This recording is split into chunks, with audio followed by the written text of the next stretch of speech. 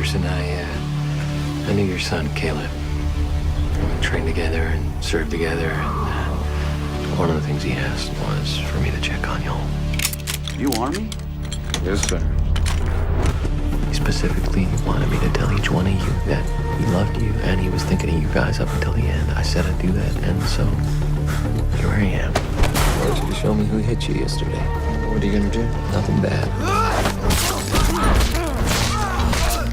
No one outside the circle can know that any of our subjects are still active. How do you do that? You get used to it. You wouldn't happen to have seen anyone resembling this man, would you? He's not David Collins, okay? We don't know who he is. When was the last time you saw him? He just went inside. Who are you? I'm a friend of the family.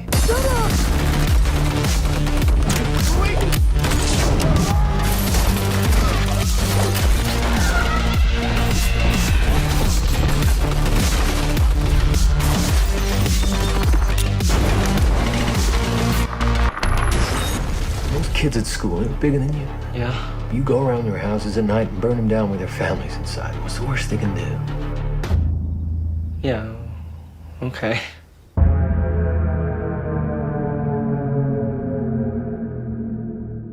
Hello, everybody. Welcome back to the ATI Podcast. We're in here for episode 125, and we're going to continue our Halloween programming. We are covering The Guest for its 10-year anniversary, and to help me accomplish this task, we've got Brandon Stuart from Edaw's Inn back. How are you doing, Brandon? Hello. I'm doing good, man. It's nice to be on here yet again. Talked shit last time to Andy about long-windedness, and the other person in that conversation that didn't realize it was Doug. And so we should be out of here by 10 o'clock Pacific time. How wonderful of an intro for Doug WICKER, returning to the show here from Search Party Pictures. How are we doing, Doug? All right, I guess. Doing wonderful, sir. Thank you for doing the podcast once again, and always excited to have you on to talk about movies. One of my favorite people on the entire planet to talk about movies with. You guys had me at The Guest. Oh, Yeah. baby girl. And we He's saw our this guest movie. for The Guest. This was made in, like, this is a prophecy to make this come true. Me and Doug saw this right whenever it came out at the exact same Fantastic Fest. Yes. Nice. Yep. Very Yeah, nice. yeah.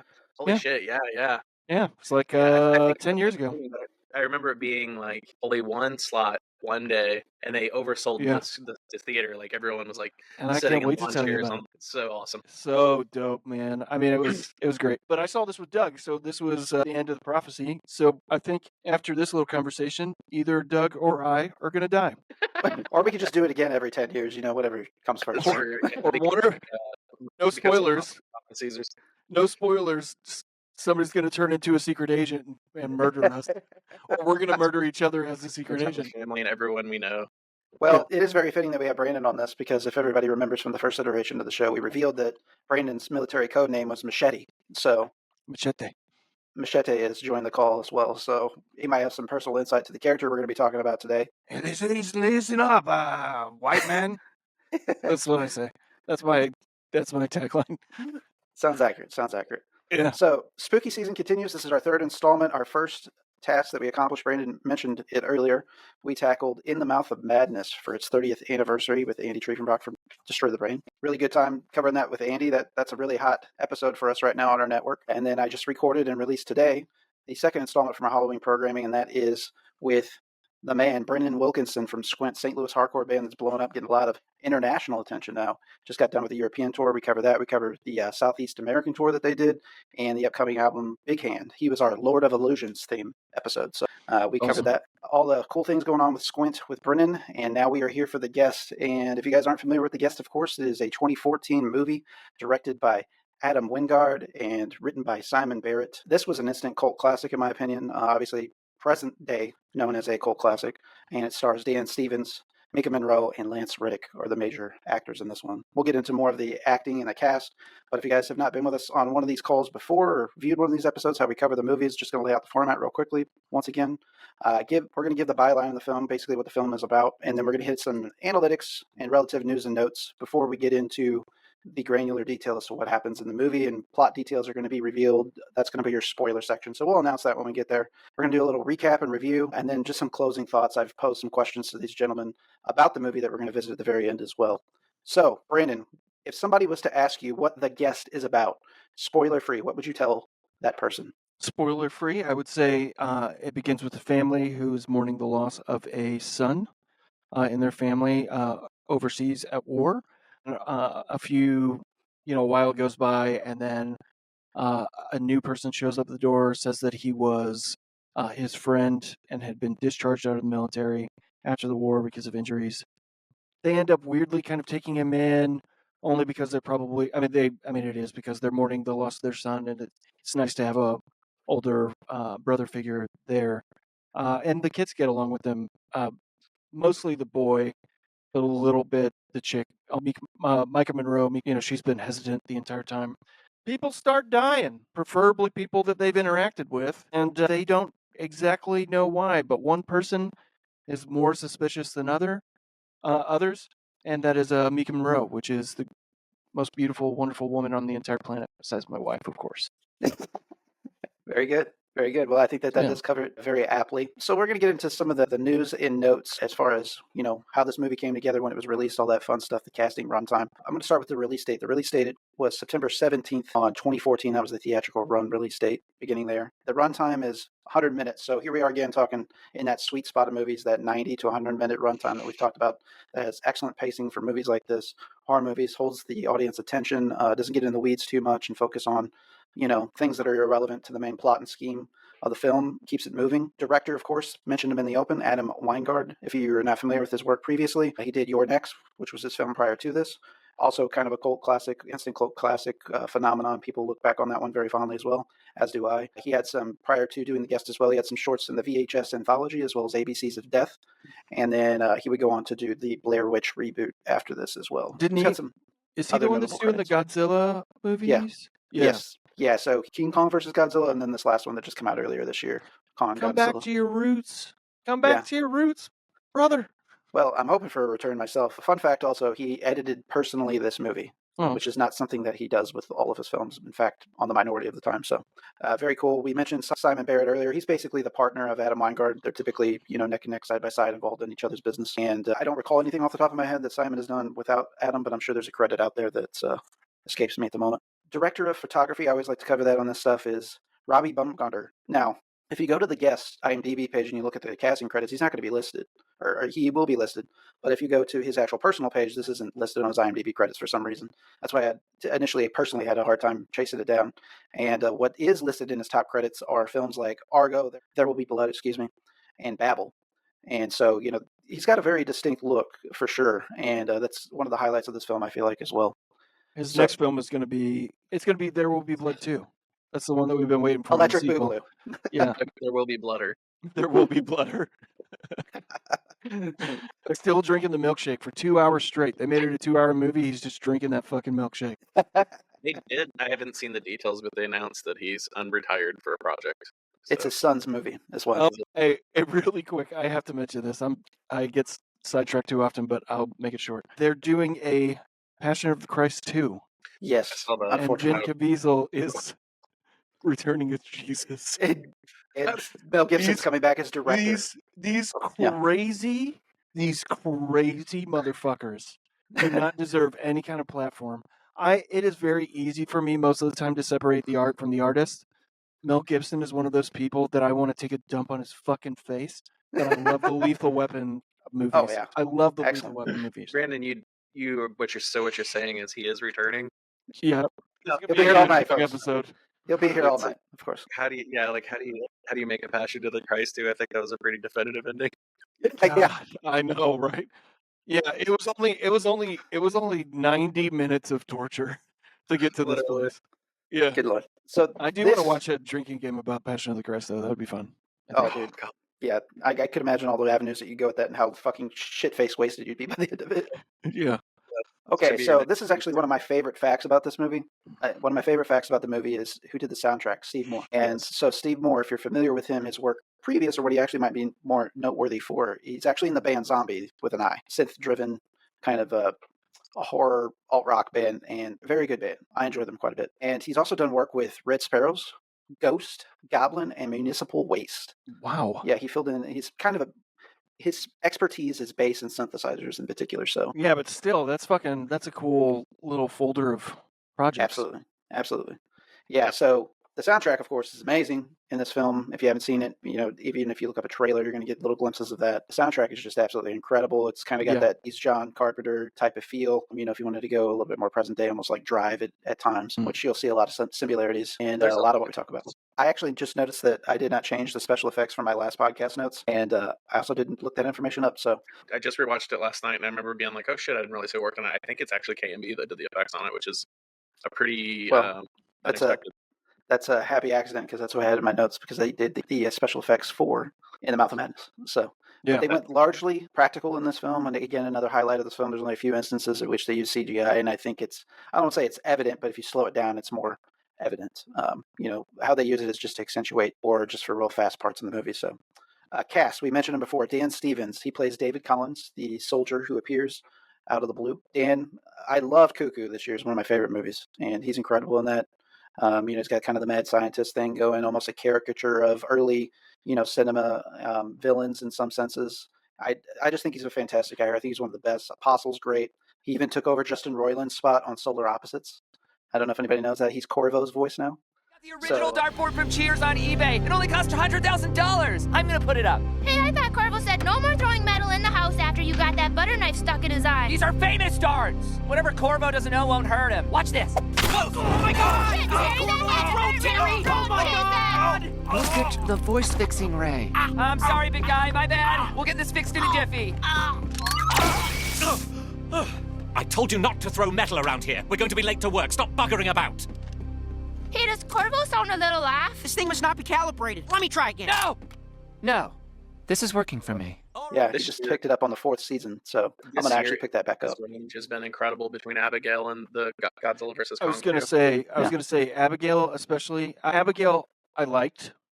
I wouldn't say it's in my top 10, but I liked Abigail and Dan Stevens in that too, man. I mean, anything that he pretty much where he's playing a bizarre role, I mean, he fits perfect. Stop looking for or adding all these young actors. Use the people that are really good character actors like that. That fucking Stevens and everything. Yeah, like honestly, I mean, I'd fucking watch it. Like the guy changes personality so easily. I agree with Barrett. Cuckoo, we haven't even talked about together. That's one of my favorites from this year, is because it's just got this bizarre feel to it, this Alan Wake about it this entire time. I still haven't seen it. It's one of the ones that got away so far this year. Yeah, that's a good one. It's got some similar beats to me as well as like Jordan Peele movies.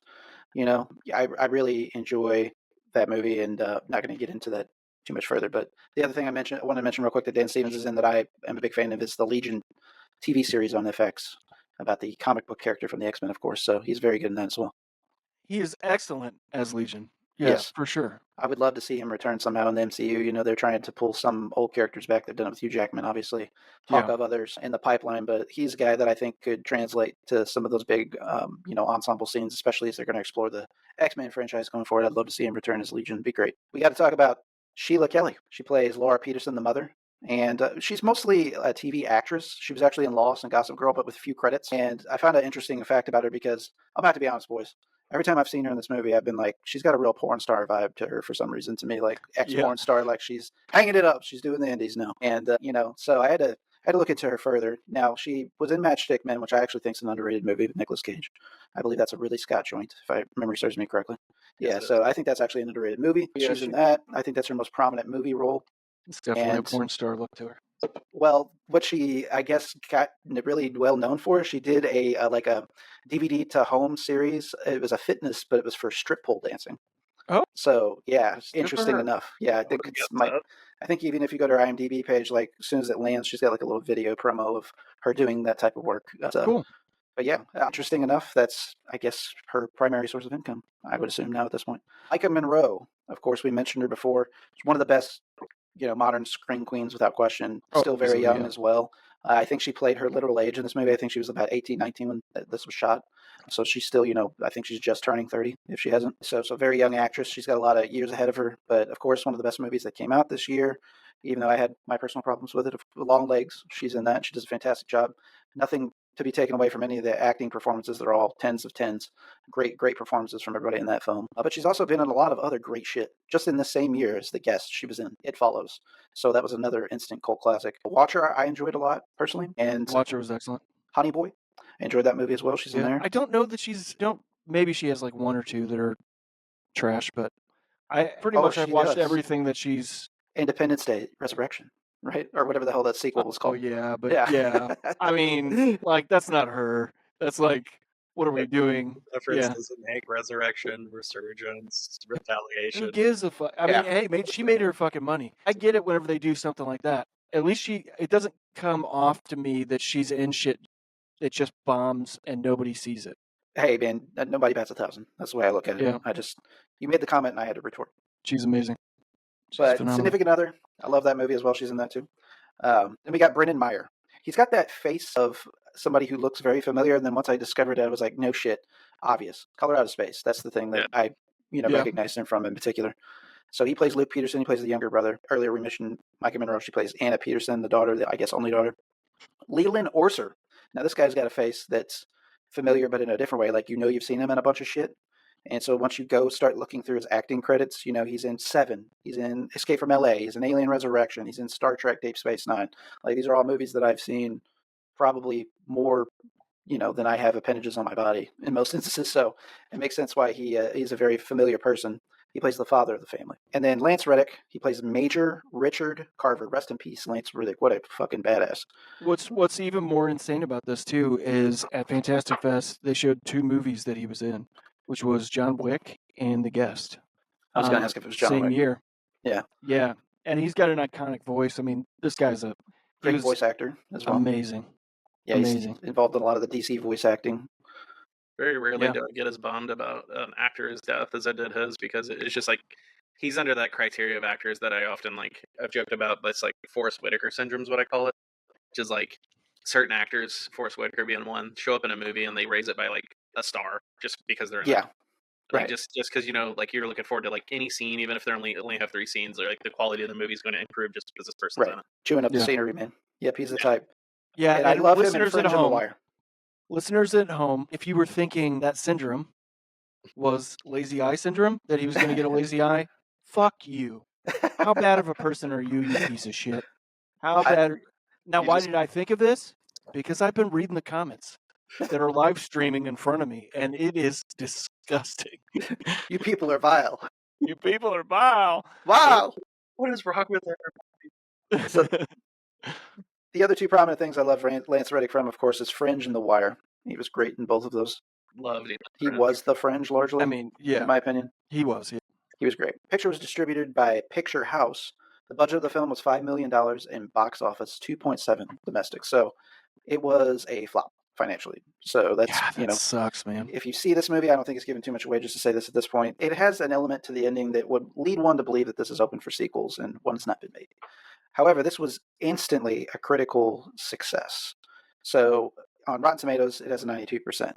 On Letterboxd, it's a 3.4, which is kind of, average rating on there in that mid-3 range. 23% Google users like this, 76% Metacritic, and it's a 6.7 on IMDb.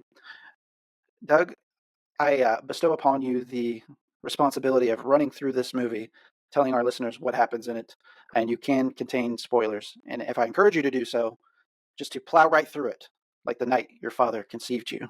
Spoiler time. It is time for spoilers, folks. We're going to tell you everything about this movie, what happens in it, which side of the toilet seat your shit trickled down, you name it. We're getting into it. Okay.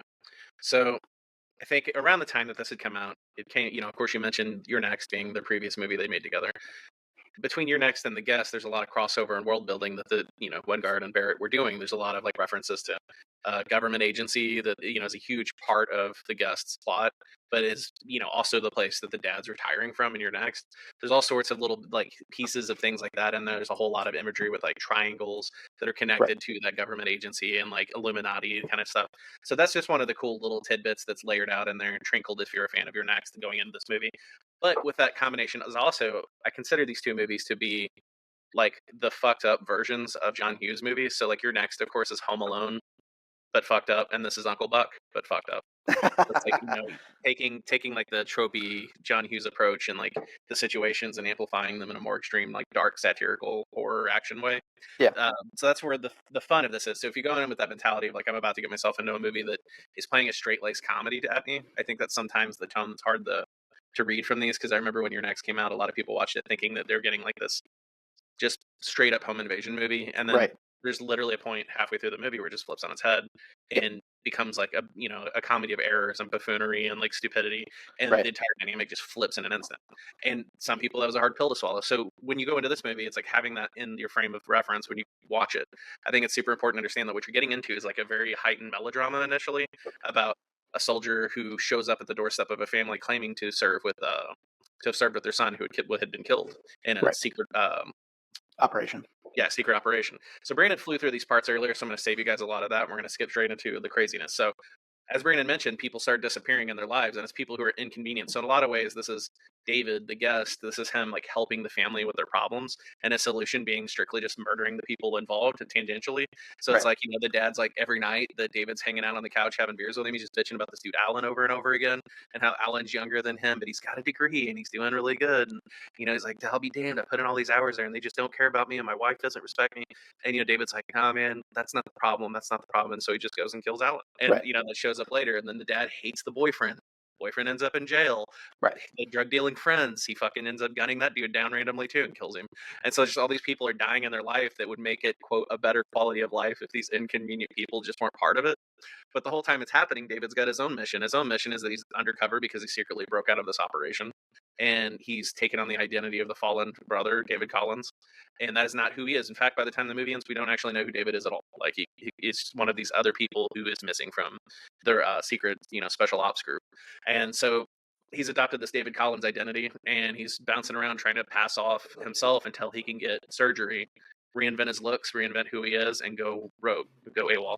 And so as he's doing this stuff, the kids are like really suspect of him, and they just won't fucking leave it alone. Like, like in one of the earliest great scenes is the son, Brendan Myers, like getting bullied, getting picked on. And this guy's kind of like, he's got that like straight shooter advice that you're kind of like also, at first seems good natured, where he's like, hey man, don't take shit off those guys. Blah, blah, blah. Well, then he picks the kid up, takes him to has him point out which kids are bullying him, follows him to a local bar. Fantastic sequence of him, humiliating them and beating their asses, even though they're all underage teenagers and he's probably 25 years old. Yes. And then we go into his later advice for the kid is to like, they keep fucking with him. He's like, take a knife to school and then burn their house down, keep your family alive. Go around their homes and burn them down with their families inside of it. The kid's like, okay, that's a little extreme, but I understand what you're saying. Meanwhile, David, I'm pretty certain is sincere about that. Doug, real quick, do you remember what they were drinking at the bar? Yeah, they were drinking Fireball. Yeah, the Fireball Prairie Fire type drink at the screening of the show. Yeah. And they all gave us a shot of it for free, which was pretty fucking dope during that scene. That was a really fun moment because they came out when they just brought all these Fireball shots out for everybody across the screening. That's and I do awesome. remember the only thing they said take the shot, you'll know when.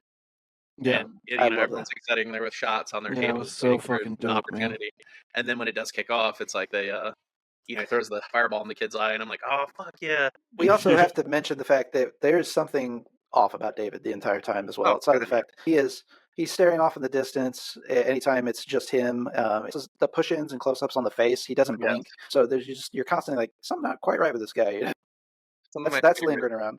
Those are the type of movie that when you're watching it with people who've never seen it, and it's like you've seen it several times, and it plays funnier in like the most indiscreet moments now.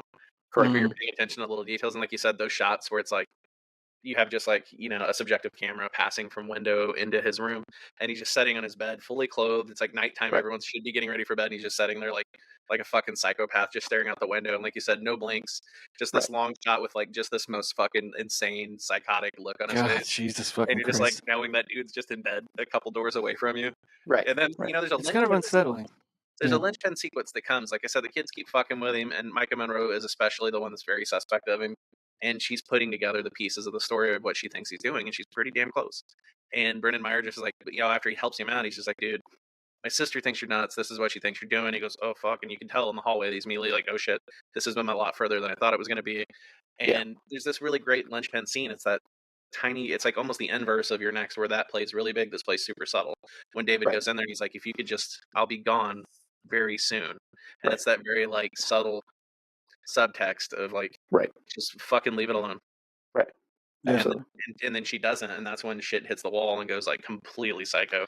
And then that's where the whole back end of the movie takes off. You have Lance Reddick getting the report after she calls in David Collins to the military. Military swoops in to go get his ass, and then you end up with this like high octane shootout. That's the movie does not prepare you for that coming. Like, no, it doesn't. It's like you have like this nice ramp up, a little bit of action, but then all of a sudden you have this insane, just really wonderful, well choreographed shootout sequence that's still grounded enough that it feels like small scale. Like it doesn't feel like Rambo 3 or some shit, but it's like action plays real big. Like they definitely cover the scene in such a great way that's like, all those great sequences with like the machine gun just firing off, and you have like the rounds like hitting the ground in slow motion, and it just makes everything feel a lot more dramatic. And then David from there starts killing the family members. So in that sequence that we were just talking about as well, I was talking about this with my wife.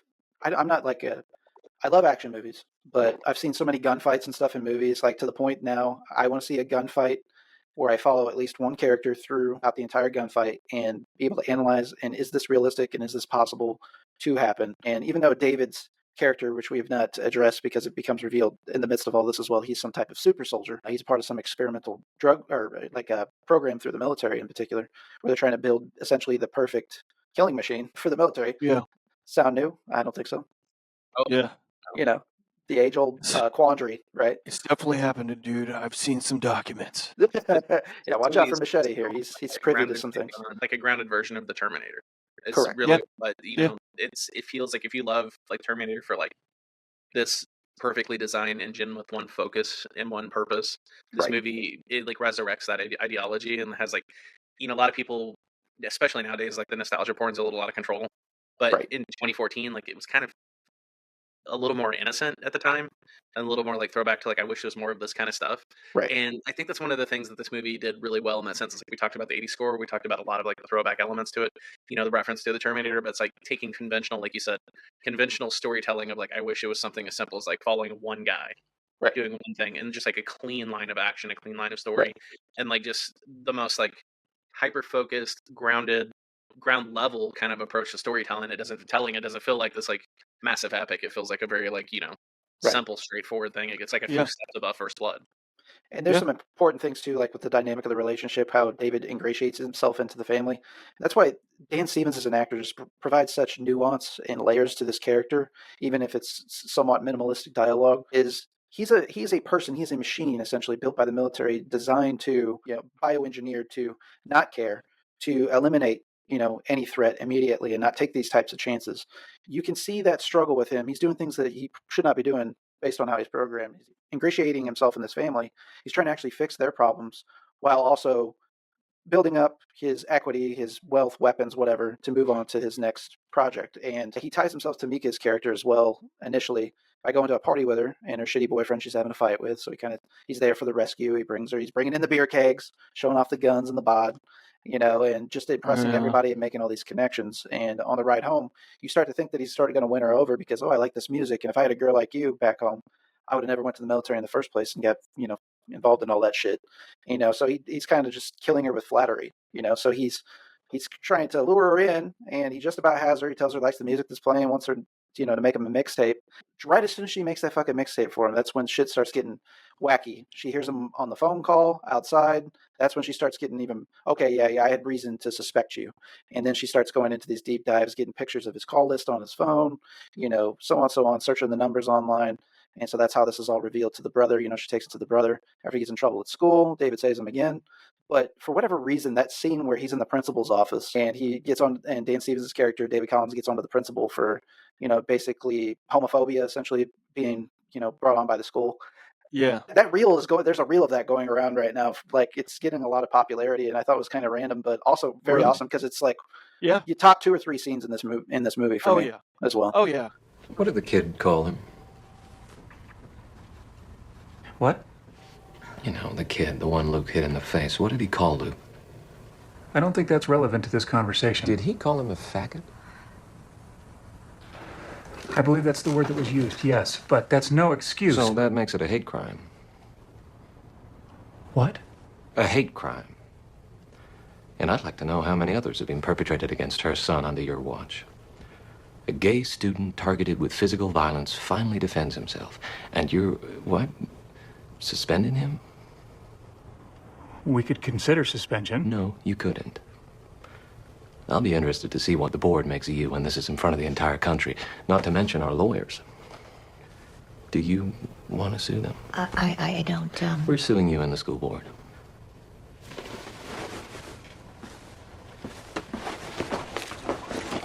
I didn't even know he was gay. What about after-school detention?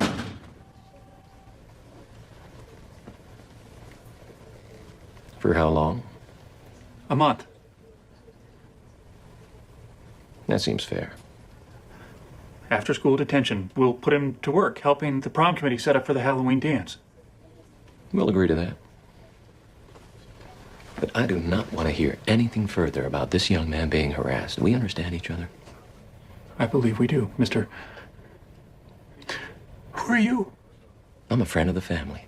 For sure. That moment, that whole monologue, everything that guy, Dan Stevens, carries on his face, you feel that instantly without him saying shit.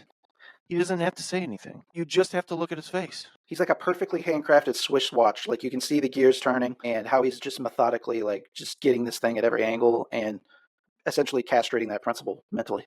You remember when the movie came out, Jason Eisner did an alternate trailer for it? Yes. And I like the trailer so much more because there's so much more humor in it, but it has that line that says, "I'm a friend of the family." Right. Yeah. Like I think that was like the bumper at the end of it. It was a little bit more exploitive in nature, kind of how the trailer was it's shot. definitely showing the more like sillier side of things. sensational aspects. Yeah, of it played more like a grindhouse type trailer. Oh yeah, from what I recall. Yeah. But yeah, so then from there he ends up shuffles around to the mom, and she's, his cover's blown essentially. So now he's got to like clean up after his mess, and so, he like apologizes to the mom, and he stabs her to death in the kitchen. Right. Then he breaks loose after eliminating the next couple of the soldiers that are fucking with him, and gets on his way. And on his way out, he sees the dad's coming home from work, and he's whistling and driving. Yeah. And he just whips the car over, T-bones the dad, gets out, and he's like, I'm real sorry to do this, and like shoots him, and then takes his car, or takes a different guy's car, and then goes off to go kill the remaining kids. Mm-hmm. Well, around that time, he gets beat by Lance Reddick, who shows up, rescues Maika Monroe, bails out of her diner job, goes over to get the son, or the brother, Brendan Meyer, and that's one of my favorite sequences is whenever David shows up at the diner and her girlfriend from the party's there, and he's like, hey, where's Anna, and she's like, oh, I don't know, I think she left, and he's like, oh, whatever, fuck it, and he like shoots her. Right. Then like the grenade pin while that fucking cheesy like R&B song is playing. Yes. It's hands down a highlight of the movie. It's like Absolutely. he just rolls a couple grenades across the floor. And the face he makes, he's just like, fuck this, Again, a very darkly comedic movie. There's like, there's so much layers to like his performance, man. Like, there's the darkly comedic aspects, there's the hard ass action aspects, and he's just so incredible in this movie, man. And that scene is definitely one of my favorites as well. But I want to add to the fact too that him adding to that complexity of the character, you notice how the family, he goes around and he apologizes to each one of them before whatever he does to them, or tries to kill them, or whatever the case is. There's an apology there. He doesn't have an apology for anybody else, and most times he doesn't even speak to those people. He just kills people. I think that there's a struggle in that character for sure. Yeah, I think it's like, I have a theory on it that we can get into when we wrap it up, but you're right. There's, we're getting to also that real interesting spin on it, that the logic, even though it's funny, is like, it hits that button so perfectly well what you're talking about here, which is at the end of the movie, we end up in the final act, or the final climax of the film where they're in a haunted house for the Halloween dance, right? Which is never a thing I've ever heard of. So kind of cool that Wingard sandwiched some Halloween into this. Absolutely. And a lot of homages to Halloween 3 all throughout the movie. But once they're in there, they Lance Reddick's trying to collect the kids. He's trying to get Brendan Meyer. Maika Monroe's with him. They get split up. David shows up. He ends up killing Lance Reddick. He ends up killing the weird guy that works there. And then he's got Brendan Meyer ends up trapped. And then it ends up being just Maika Monroe and David squaring off, Dan Stevens. And she sets up an elaborate trap for him to think that he's got her, and he tricks her into she tricks him into coming in, and he ends up shooting her. All right, she shoots him, but then he doesn't die, and he starts choking her. Then Brendan Meyer uses the knife that he's given earlier in the movie to stab him in the leg. And then he stabs him in the back, and then he falls, and he stabs him in the chest. And so he's laying there, dying and shit. And it's the whole place is caught on fire at this point. And this is that little button that you were just saying that's I think really funny because it's so easy to think it's just oh, what a weird way to have the character interact, which is he looks at him as he's dying and he's it's okay. Right. You did the right thing. I don't blame you. And he thumbs up as he's dying. Yeah. And it's it's exactly, it's what you're saying. If the shoe was on the other foot, he would be apologizing to them for killing them. Yeah. Right. And it's exactly. But in this moment, flipping it, he's no, you're right. Yeah. Well, yeah. And the entire time and the entire time he's, like you guys have said a million times over, he's had that struggle. Part of him wants to do good, but the majority just wants to fucking murder and maim. So yeah, I think he's so conditioned to see his mission through. Lance Reddick, they don't get too deep on the exposition of everything, just enough to kind of give you a little bit of the backstory. Yeah. And it's I kind of think that myself, like I said, I think my take on it's that it's some kind of MK Ultra program. That it's they're brainwashed to a point where it's they have a protocol, almost like a RoboCop situation, where it's their brain is so tuned into the mission, whatever the mission might be. It's they cannot deviate from it. So even when the mission requires them to go against their own ethical, feelings about something, that's where that conflict lives. And I think speaking on Dan Stevens' performance, it's this could have easily been a one-note robotic performance of someone who's there's nothing on the face. There's nothing on the face. Right. But I think the say an American Psycho kind of performance where the lack of performance makes it better because the world around him is performing so highly. Yes. So the fact that he's so unresponsive creates that contrast. I think it could have been easy to do something like that with this character, but by having him always seeming he's at odds with himself, against what he, but he never really giving you what he wants. Right. There's this intangible thing where he's not capable of you as an audience can connect with what his desire is. But by doing this, he's doing such a good job of carrying multiple tones and multiple emotions wrapped around each other and pulling at each other, where it's so it makes him kind of impenetrable, where it's you can't. And I think that works so much better than if he was just playing it with nothing at all or playing it very flat. And you've touched on this, just in those comments, Doug. What's great about this movie is it gets into the shit just enough to intrigue you, and it allows you to think. And I love movies that don't over-explain stuff, and it allows you as the viewer to build this world out, because to me, you're going to be more invested in a movie like this, where, we can sit here and all day long and talk about, well, what would that program look like on paper, right? Mm-hmm. Like the MK Ultra style program, Doesn't matter. Yeah, it doesn't. Yeah. Because that's the whole thing. It's it's giving you enough to know and get people thinking about that type of shit. Well, wonder if it's blah, blah, blah. Because they can it's the same reason why Nolan doesn't show any gratuitous violence whenever, something bad happens. Kind of the old horror approach. Imagine what the fuck happened here. Right. I mean, and I get that approach. I mean, it makes sense. Yep. And it's one of those things where it's think back to when we were kids, the movies that held you captive for so long were the ones where you would sit with your friends and argue about no man, Freddy couldn't do that, Freddy's and it's it's the kind of thing where it's you have just enough rules to keep the story on rails. A lot of times you create those rules so that the audience understands what can and cannot happen, and that is them constantly wondering how close to the edge can it get, so it's it's that extra bit of suspense that happens where it's well, is he right? Which I've talked about a lot. It's a little tangent, but it does involve Maika Monroe, where it's I think that's the brilliance of it follows, but also the frustration for regular people that, for lack of better words, the don't get it is kind of right. If you're a huge horror fan, the thing that I think is the most brilliant thing in the film is the people spend the whole movie telling you the rules of the monster, what it can do, what it can't do, and it's in reality, who the fuck would actually know? Exactly. And so that's kind of I think, the beauty of I think that this get there and the rules don't work. I think the reason why this works though, Doug, is because, or what you're saying makes sense, is because I feel like there's so many people now that judge a movie as it's going along as not watching the story, but judging if it's believable or not. Mm-hmm. And they focus on these things that are now in my older age, from whenever we first started getting super into movies, all of us, I'm watching the fucking story. Yeah. Like if there's like a deviation from the books or a blah blah, I'm watching this piece of artwork that somebody's put up here. They didn't sign anything saying that they were going to do the exact same thing Right. or something that everybody would agree with. Right.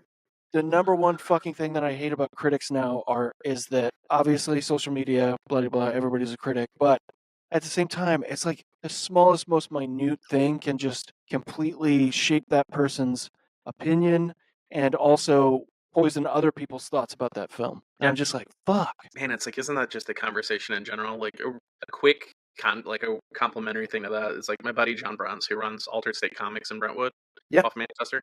Yeah.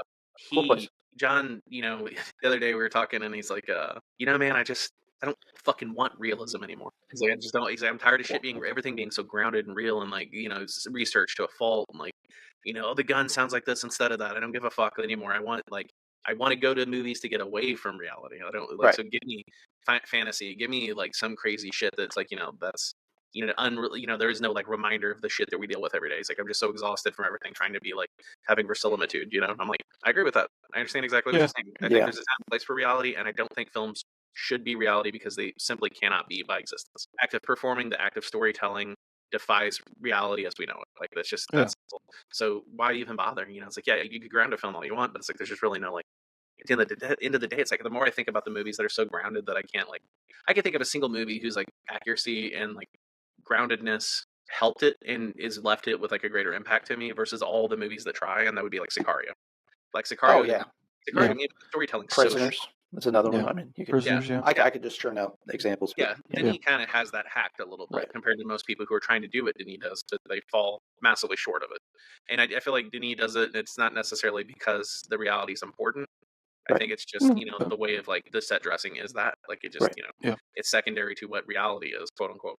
But yeah, that's a little tangent to it. But it is one of those things where it's like I've been so frustrated with the discourse about like films, and there's so many times that I see like a new film come out, like, The Substance this weekend. I went and saw that, and just like this is an example of like give me fantasy, because my God, I have not seen something so absolutely batshit insane in so long that I couldn't even, like the last 30 minutes of that are just an absolute fever dream. Yeah. And could have been shorter. A little shorter. But the thing is, a little bit shorter, but it didn't was wear out its great. welcome with me. That's the thing. I have nothing negative. The only negative I have to say about it is that it's just a little tiny bit shorter. Maybe we make it 2 hours. Maybe no 20 minutes. No 2 hours, 20 minutes. Maybe a 2 hour. Every time you see a movie, it's like, dude, the amount of times I see people with just fucking. There's got to be someone that shits on something. Like it's just, and it's exhausting. Where you're just like, I get to a point where I get so burnt out looking at people's opinions. That would be if there was a movie based in reality about me, it would just be me shitting constantly, because I take like 5 shits a day. I'm like, so most people just don't even deserve movies. Like there's people who claim they love them, but like cannot name a movie they like that's like not something that they were growing up on. And like, I know. Audience, welcome to this is what Doug's speech to the Senate is going to be. I show them like, guys, we need reform for movie watching. Like, can you don't allow people to watch movies? We have a lot more shit to deal with. But yeah, no, it just literally look at that pile of shit. It just like it's tiring where it's like you just see people. It's like, it's cool, man. I'm glad you have a counterculture take about everything. Right. There's always someone out there like like Instagram or Twitter or Letterboxd that's like got a hate for no reason. Yeah, just to make a 20-minute show. What's hilarious is I literally just had this conversation last weekend with Brennan from Squint. How we were talking about like nowadays, I'm not interested in like publicly shitting on things in general. Because, I am just one person. Who am I to say that this is good or bad? It's good or bad to me. That's my opinion. But, subjectively, again, back to Brandon's comment he made earlier, this is a piece of art that somebody put their blood, sweat, and tears in. They believed in it enough to make this. Groups of people did. Now, if you're asking me my personal opinion and we're just me and you sitting at the bar and you want to know particulars, that's a different story. But, publicly to shit on stuff unnecessarily, I'm just not locking into that vibe. That's negative energy, and I would prefer to look at anything objectively, like whether it's a song, a movie, TV show, art, figurative art on my wall.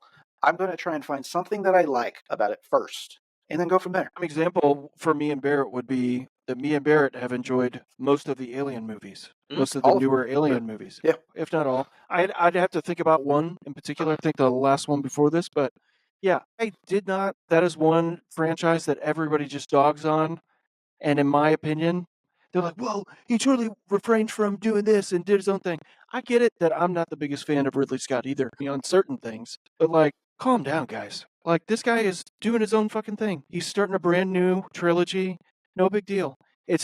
Like, I feel like everybody sees something and they immediately get violently opposed to it. Yeah, it's the cool thing to be the person with the first shittiest take on something. I mean, that's all it is. And I feel like really it's just like there's a time where it's just like, do we need your opinion? Sure.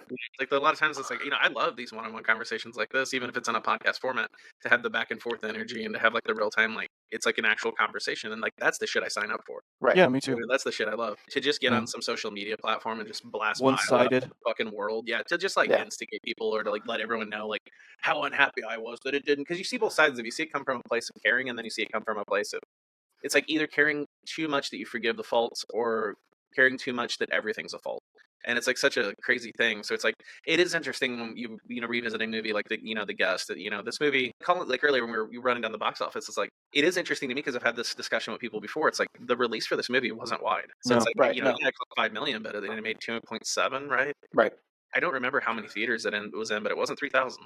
I know that it wasn't. Yeah. There's no way. So to hold it, to the same standard of say like a Marvel movie or something that's going to have this massive wide release. Well, that's why he has the job at Godzilla. They saw what they did with the fucking movie size. This is literally the movie that got him Godzilla. Like, yeah, and it's like funny because it's clear. The same thing for James Gunn. Like Super, this little $1 million scrappy movie is what got him Guardians. So it's like it's those things where it's like this movie to me is special because it's like it has such a personality that's not watered down, and it's I think there's praise for like what a small to medium sized budget can let you do. Where it's like a movie like this, had it cost $100 million, wouldn't exist in the way it does, and it wouldn't have that even that tone we talked about, like that straight laced satire. Right. Would not exist because it's too complicated and too you have to have a certain amount of taste coming into the film to be able to identify early on that that's what it's doing. That's not to say that most people are stupid or anything, but it's like if you're trying to appeal to a massive audience of massive age differences, like that you start to take away things like weird tones and weird storytelling tropes. We're really starting to lean into like what we like about the movie and what works about the movie, but we can't forget to mention literally the last scene of the movie, though, what takes place, right? And that is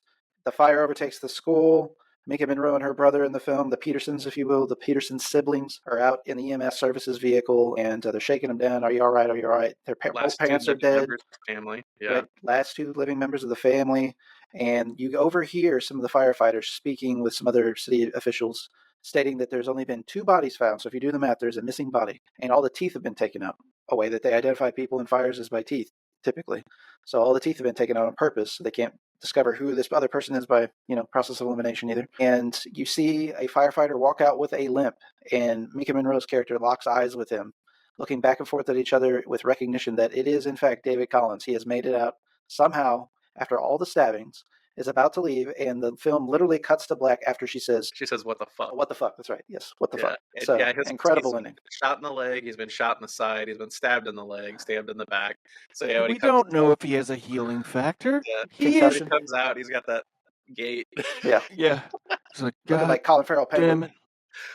That ending's so amazing to me because it feels so it feels like the kind of ending you come up with on the spot where it's like they're sitting around and they're like, as they're filming, they're like, wouldn't it be funny if David did this?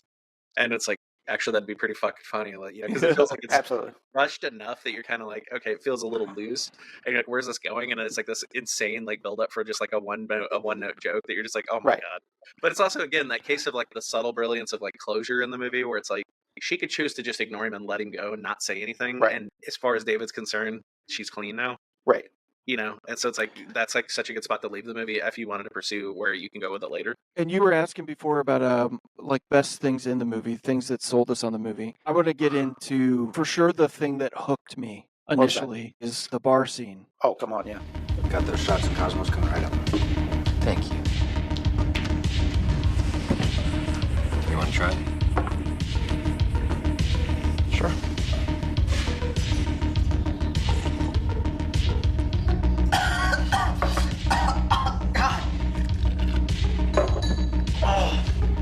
Hot peppers.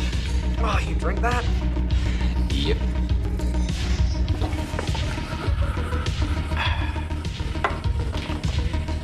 How do you do that?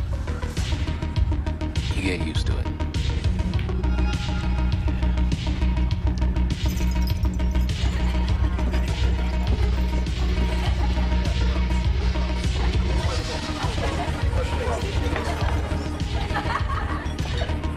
That table over there.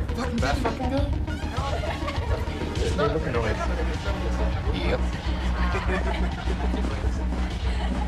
Thanks for the drink. You're welcome. I don't want it, though. You can have it.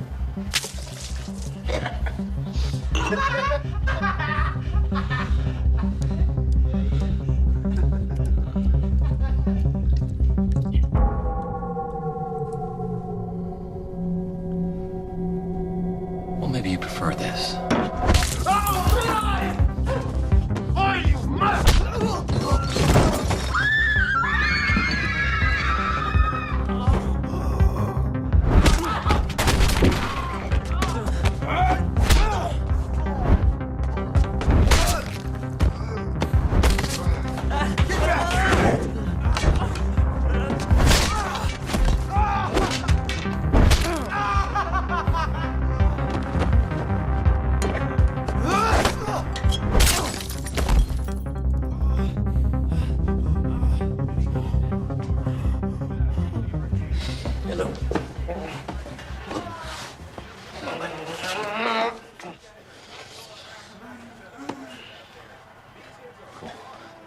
Bar scene alone that came at a time where, like I said, John Wick came out at the same time. There was another movie called Evelyn, I believe, Doug, that Salma Hayek in one room. Yeah, Early, which I have the film. So action was an all-time high. This moment in this bar, and especially it was probably because of the experience of Draft House getting seeing all of that action take place and it be from a thing that we all want to see as a kid. Right. We all, as that age of that kid, we're all wanting that to happen to everybody around us. We've all been put in that position before, at least at some point in our lives, I'd like to think. And just watching him just beat the living fucking shit out of every fucking person. That's 7 minutes of perfection in an action sequence, fellas. It's great. It's amazing. That scene was the hallway scene in Old Boy for me, for this movie. Yes, you know what I mean? Because it was just like, we're not being fancy about it. We're just fucking people up. Yeah, it was kind of funny because it's like the first movie of his that I know of that I can recall having like any kind of fight choreography of any real extent. Yeah, took him 2 days just to work that out. Just that. Yeah, I mean, there's like fight-ish scenes in his other movies, but this is definitely like the most elaborate. I would consider like a straight up like fight sequence, action sequence.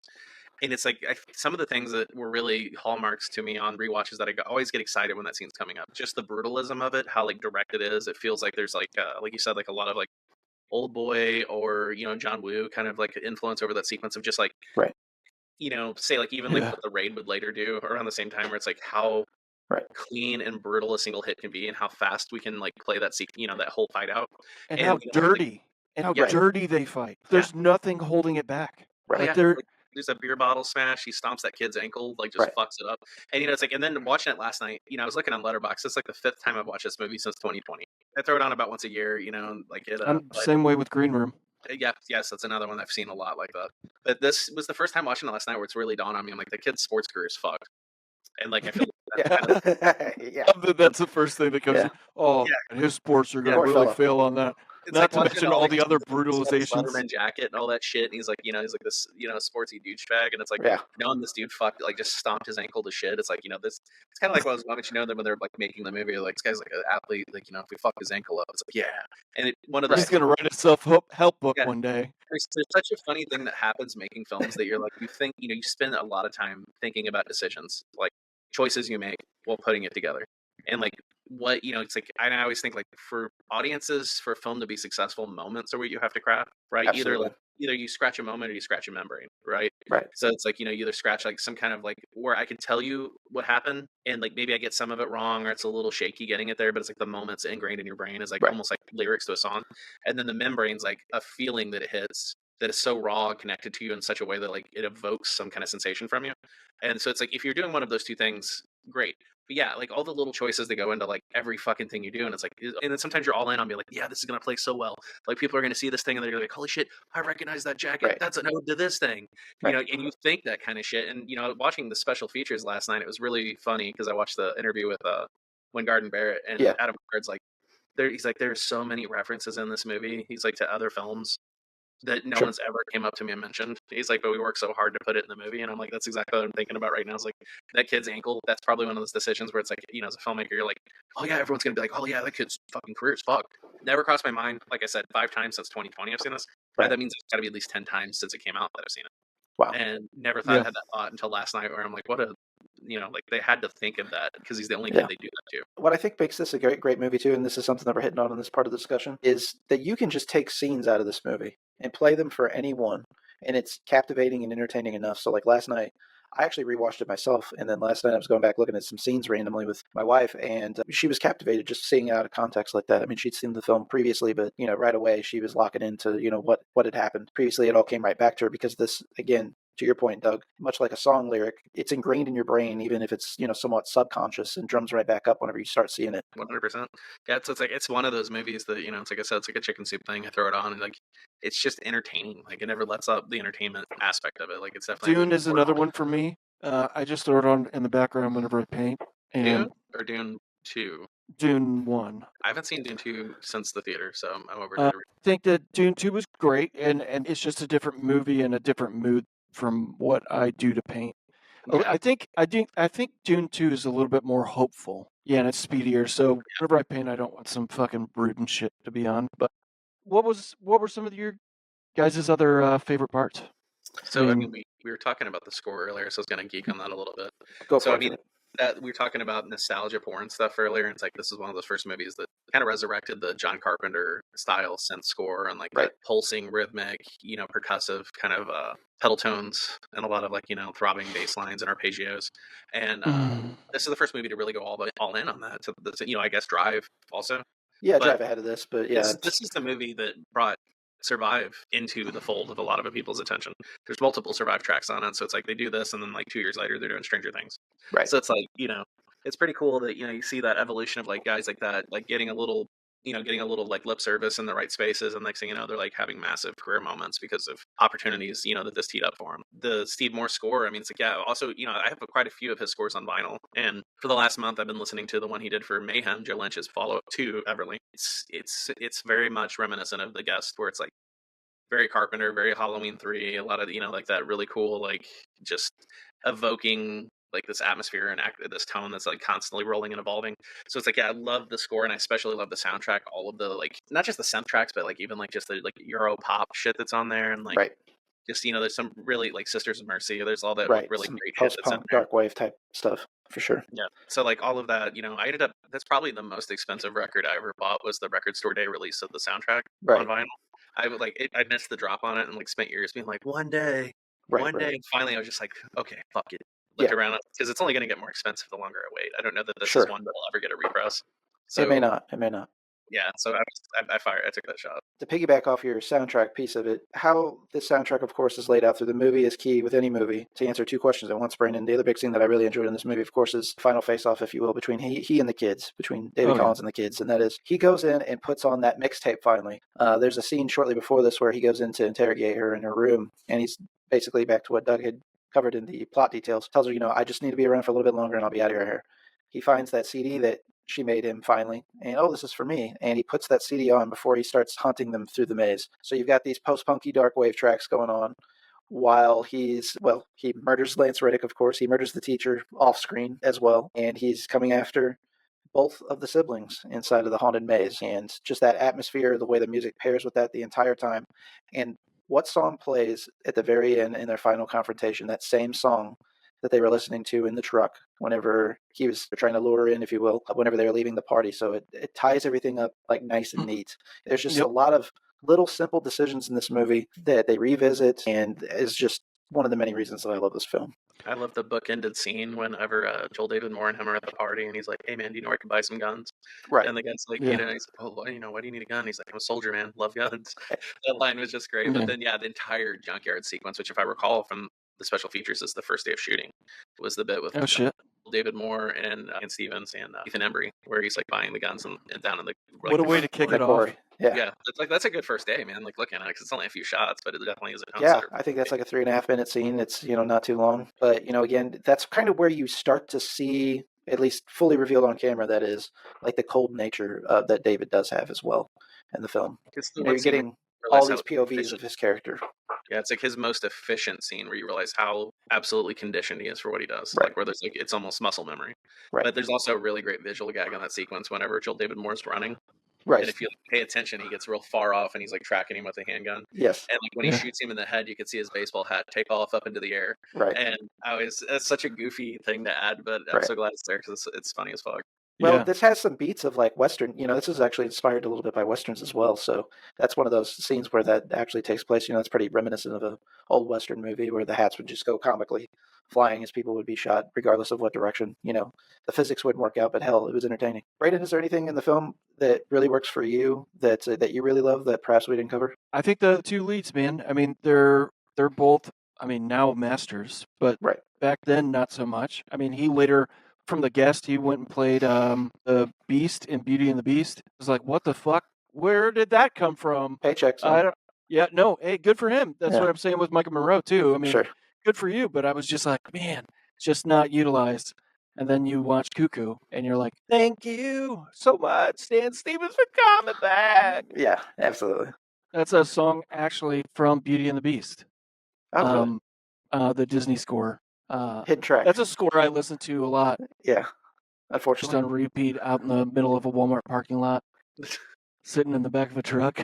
For a second, man, I was just like, I don't know if you're fucking you fucking land. I don't know if it's gonna land. I don't know if it's gonna land. Did it land? It's like, yeah, I was just like, I'm okay, dude. It's a really long joke, Doug. Yes, but it paid off. It paid off. But, there's like plenty of shit where there's like, stuff that I listen to, and I'm like, I'm shocked. If anyone found out I was listening to this, like, what the fuck? Yeah. If there was one thing you guys could change about this movie, what would that be? Just try and pick something. I think the only thing that's always weird to me, but it's such a minor thing because like otherwise I consider the movie to be pretty, pretty rock solid and tight. I feel like just honestly the opening scene feels very off and very melodramatic in a very odd way.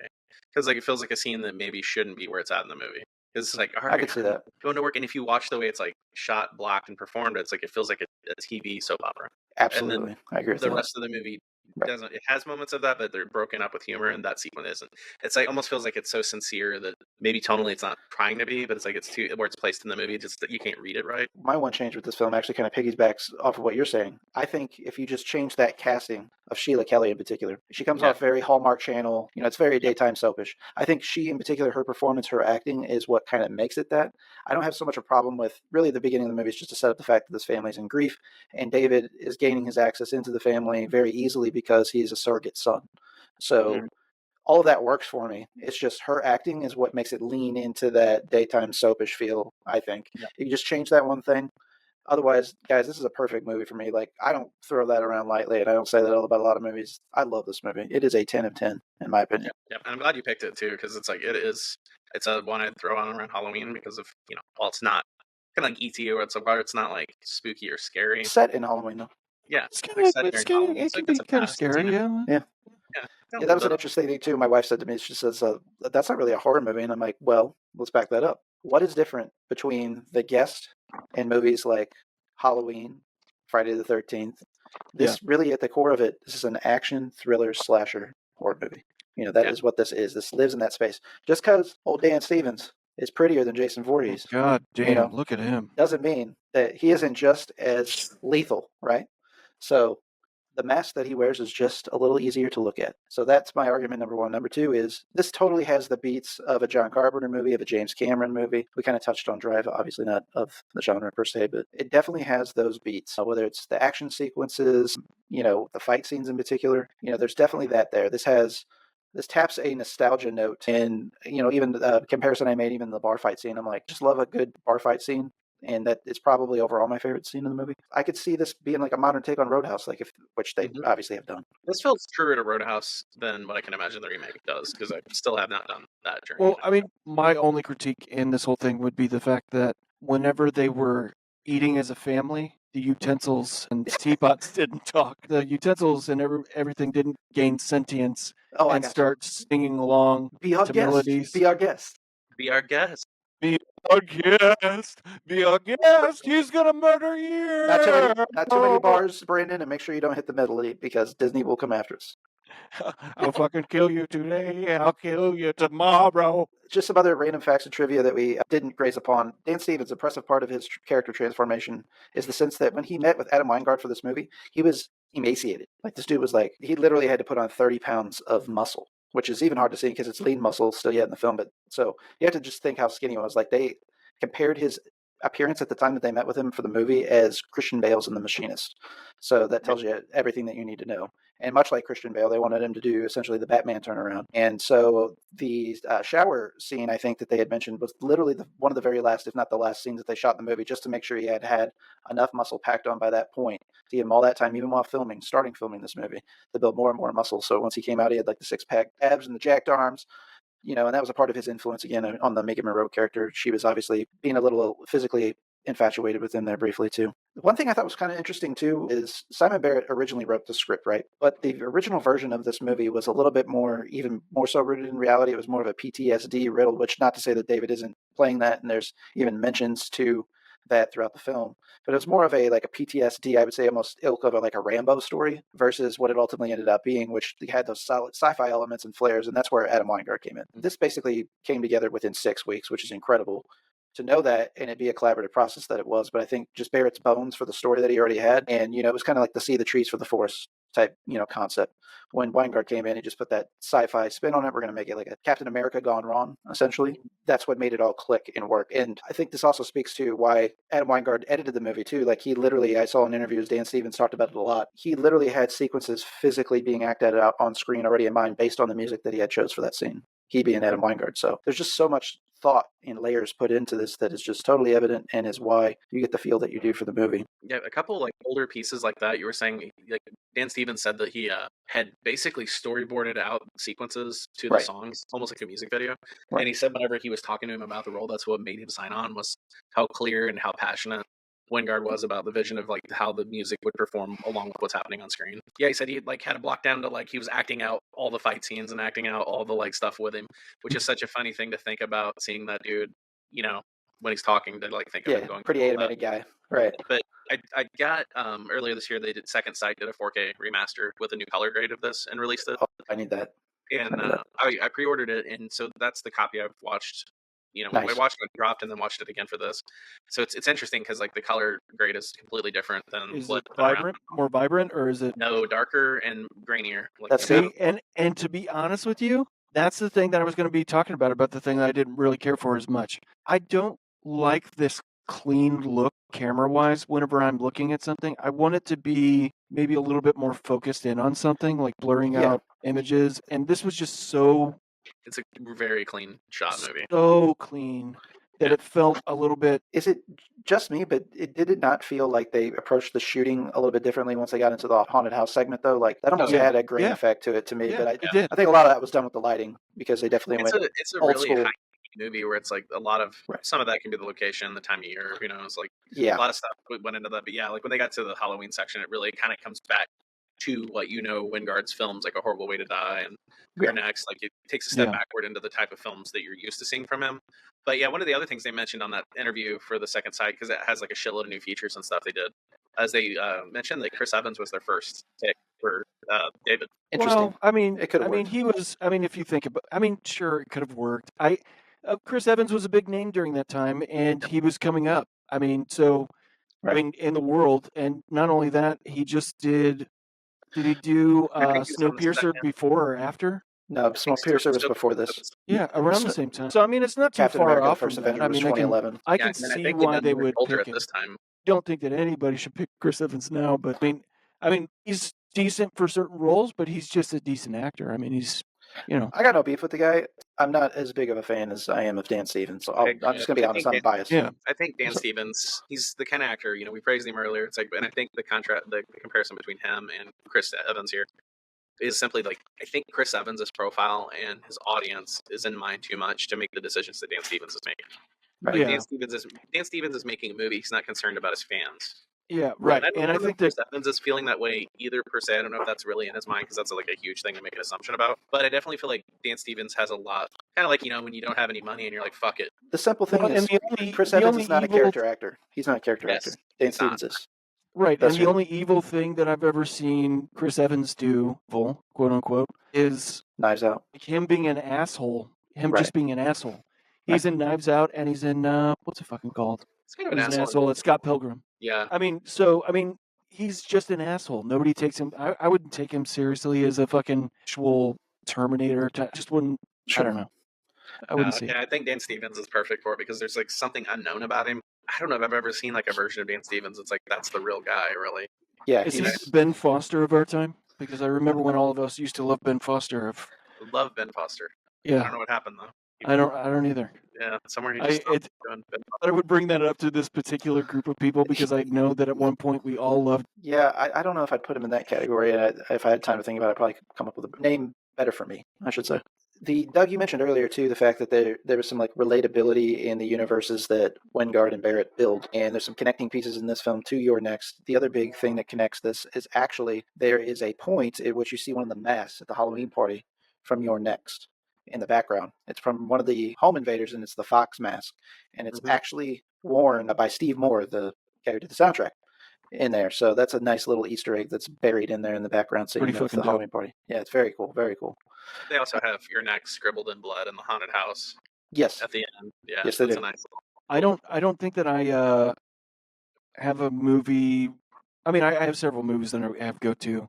I don't think I'll ever forget Your Next. Ever. I think it is easily one of the best home invasion films. I think there was a little bit of a hype around that too for us in particular, just regionally, just because they shot that not too far from us, I believe. They shot it like in the Columbia area, if I recall correctly, or some scenes. Yeah. There was some connection there. I think I know what you're talking about. I believe. That's something to do with Columbia in particular, so that was kind of where it initially got on my personal radar. Doug, you had mentioned earlier too that, this kind of leaned in the direction of like the Halloween 3 soundtrack. And, in fact, Steve Moore actually used the same type of synthesizers on the soundtrack. So that's kind of in part how he's, of course, achieving that sound. You mentioned also the motif with triangles earlier. I'll just kind of spell out big examples of triangles that are throughout this film. Wears a triangle necklace.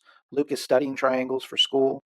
And actually, the Dan Collins feller is helping him with his homework. And then we got KPG's logo is actually a series of smaller triangles. And even Anna's boyfriend has an Aleister Crowley quote on his bedroom wall. This is a deleted scene, mind you, at one point mentioning a triangle too. So that's in the special features. So if folks want to explore that as well. Kind of cool to see that triangle motif being buried and littered throughout the movie.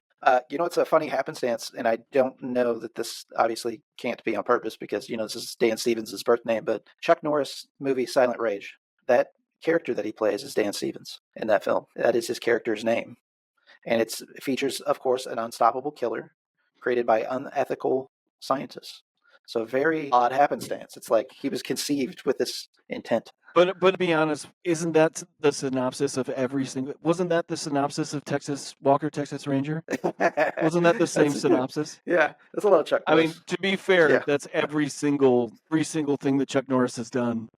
One of my favorite Silent Rage moments is in Hot Fuzz. Whenever Nick Frost is looking at the DVD, is one of them Silent Rage. Yes. Which is also kind of exactly what Hot Fuzz is, a cop trying to chase a serial killer. Right.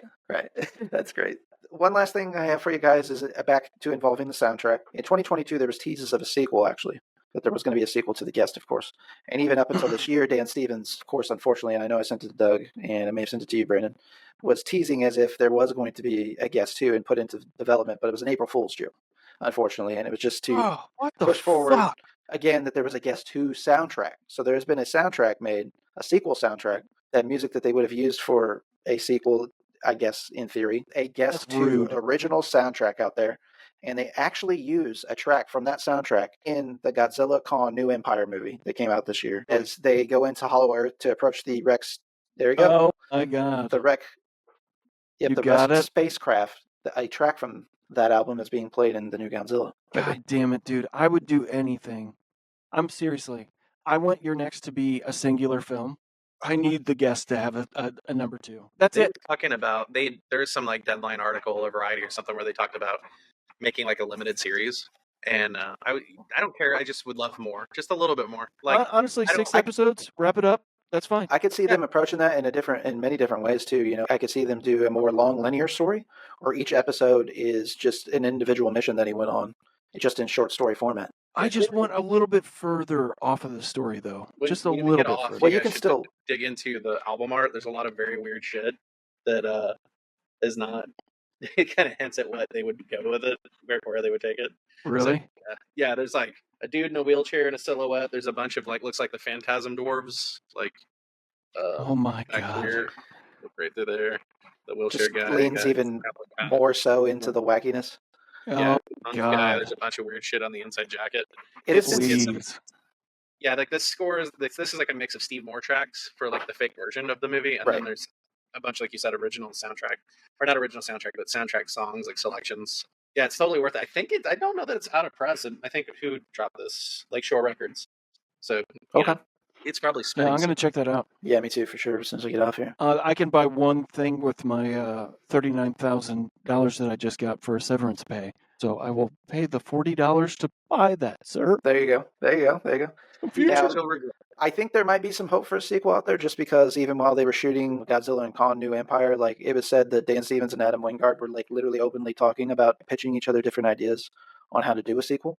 So I mean, we're talking about, this is a discussion that they've had in the last 2 years, and the fact that they released this, Yes 2 soundtrack, I feel like there's like energy moving in that direction. And nowadays, with some of the streaming services and the exclusivity, I could see somebody picking this up and funding this project and it happening. So fingers crossed, boys. Fingers crossed. Yeah, I hope so, man. He was attached to Godzilla and Kong 3. He left that. He's still attached to the Face Off remake, and I hear a lot of talk. Like there's updates about that semi-regularly, so I think that's actually pretty close to being a reality. Done, yeah. Yes, but I don't know what that really looks like, because like they're saying it's going to be a sequel, but it's not a reboot or a remake. So I don't. My guess would be it's just same program, just same shit, different toy, right? So I'm not sure what the take is on that, but of course, like I saw the Devil remake's not happening anymore. He's attached to Voltron. Whether or not that happens, yeah, I don't know about that. I don't know, but it's like you're talking like he's getting kind of in a Guillermo del Toro situation where it's like if he does, there's not too enough much shit. Right? Yeah, there's not a life long enough on this earth to do all the things that someone's attached to. Yeah, right. He needs to just kind of hoping that some of this like dropping off of Kong. Hopefully, if he's leaving Voltron, because there hasn't been any word about that some of this is heading back to like maybe just having a little more clout to develop the projects that they were doing and elevate them a little bit more and position them in like a better space. Because earlier this year I was at Panic Fest and Simon Barrett was there, and we were talking for a little bit about just mostly the guest, and then this current film that he wrote called Azrael that just opened this week, which is being added to Shudder, but with E.L. Katz, right?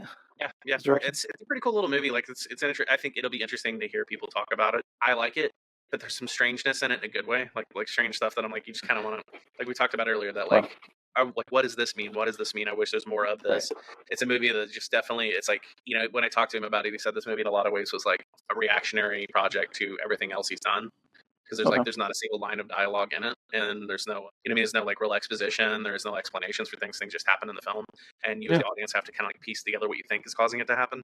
So it's pretty interesting. But he said, when he was writing like The Guest and You're Next, that he was like, kind of had like this snarky like sense of humor to it, like like this meta self-awareness, and he's like, I kind of felt like he said felt like he was on a like it was a crutch for him a little bit, and that he's like, I wanted to see what I can do if I can just write a film just like with cinema being the intent, like if I just wrote visually with like nobody like winking at the camera and like nobody like kind of like, even though it's like that's the stuff we love about those films, it's also cool to see him being like trying to challenge himself to get out of the box and try something else. And I think that'll make him coming back to that playground of storytelling like that much stronger, because like now he knows why he does it, and then I think that'll make the project possibly even better than you could have imagined. Absolutely. Gentlemen, I think we did The Guest some justice this evening for its 10th anniversary. I know that they just had a 10th anniversary screening down at Fantastic Fest as well. Wish we all could have been there for that. That would have been wonderful. But hey, let's make it for 20. Great film. Fantastic film, fantastic time. Doug, have I talked to you about a colonoscopy? You got a colonoscopy? I mean, this is a running thing that we've been talking about lately. So, buddy, get it checked out. Yeah, get that butt health under wraps. If you haven't had a colonoscopy yet, you're of the age. I think you might be saying prostate exam is what you're aiming for. No, we'll give you the prostate exam. No.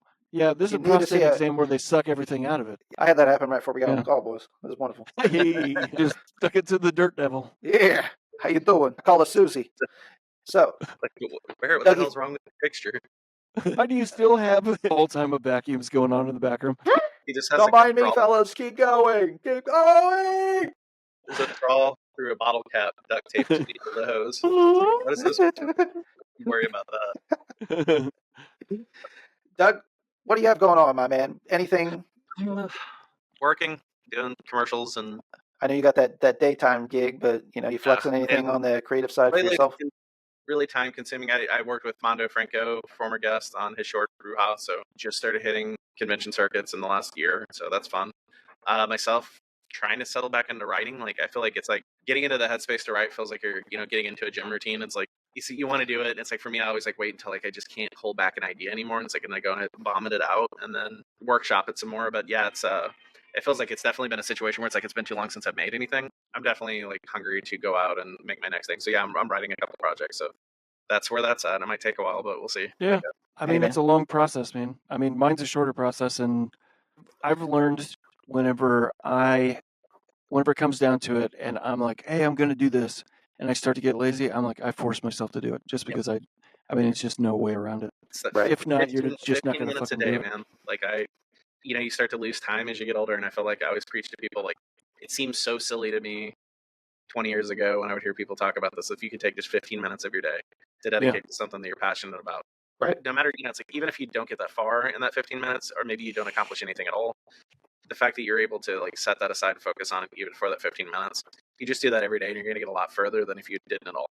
I feel like a completely different person. I don't have the amount of rage that I had before in my life. Consuming marijuana routinely, Brandon, does make I mean, quite the difference.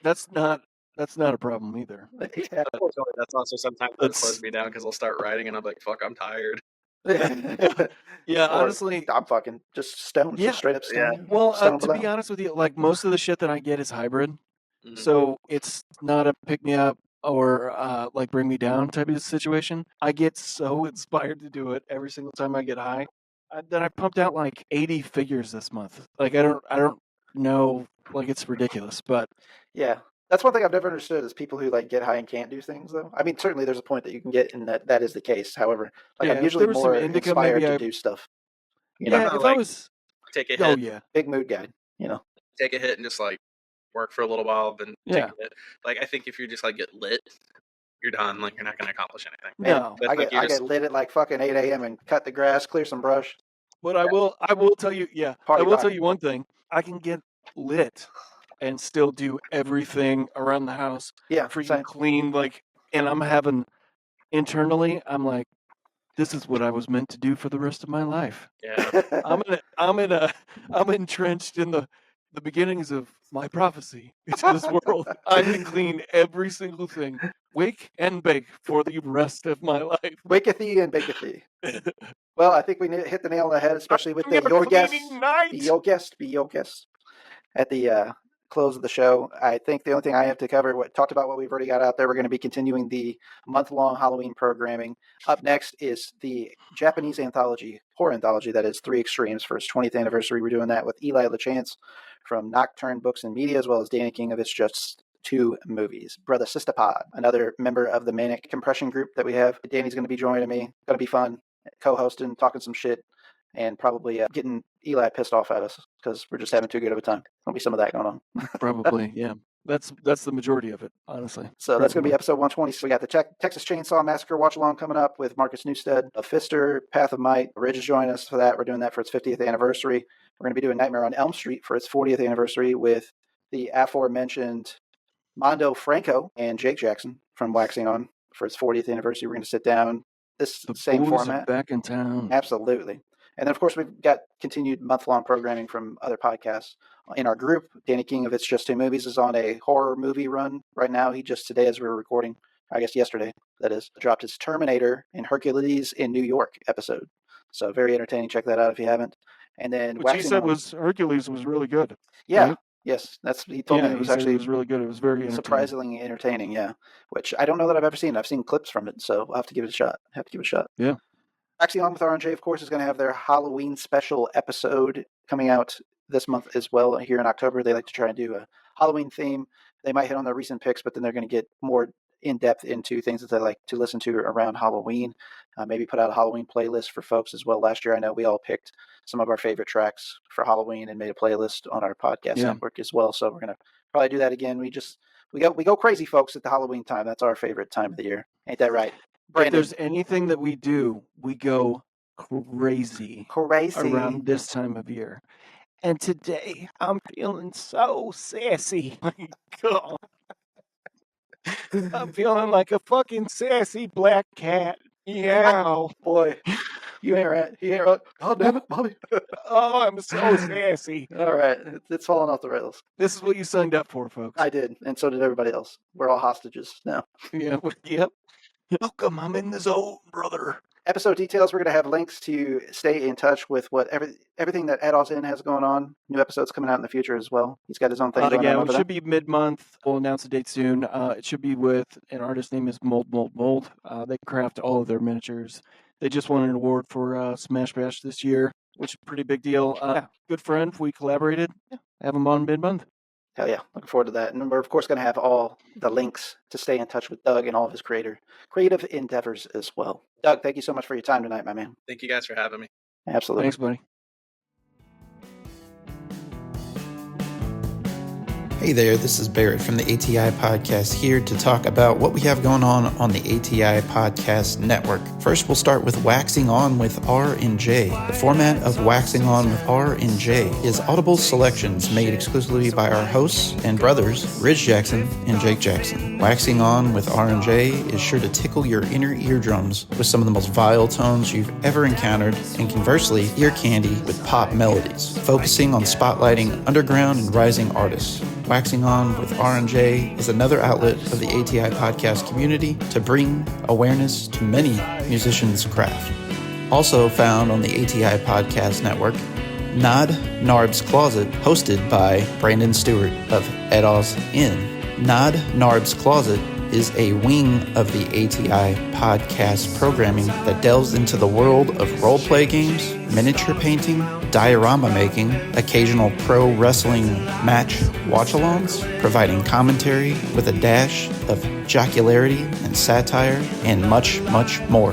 Of course, leading the pack is the ATI Podcast. On the ATI Podcast, we episodically invite guests onto our show to spotlight their talents, whether that's musicians, filmmakers, artists, actors, businesses, even athletes. Nothing is off the table. The focus of the ATI Podcast and its collective creative arms, whether that's Waxing On with R and J or Nodnarb's Closet, is to bring awareness and focus to people's talents. Be sure to follow us across all traditional podcasting platforms, and for the full experience, subscribe to our YouTube channel. Just search the ATI Podcast. Stay safe out there.